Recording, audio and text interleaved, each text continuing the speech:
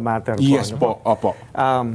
Para po sa mga kababayan po natin, ang posisyon po ng Iglesia ni Cristo ay ito.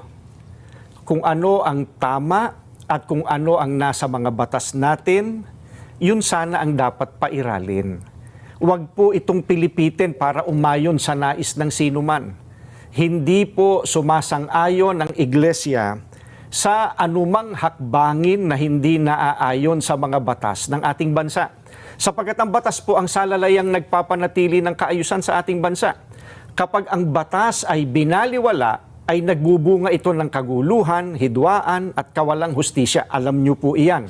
Sino mang Pilipino o mamamayan ng ating bansa na may ginawang paglabag sa ating mga batas, dito dapat litisin sa ating bansa. Bakit po?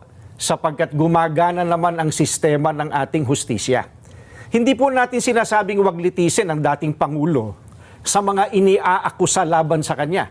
Ang saganang amin po, nagtitiwala ang Iglesia ni Cristo sa integridad at kakayahan ng hudikatura para pagpasyahan ng ganitong bagay at usapin. Ang mga hukom natin ay may kakayahan po na gampanan ang kanilang tungkulin, na ipataw ang tamang hustisya at pairali ng katarungan sa lahat ng sandali.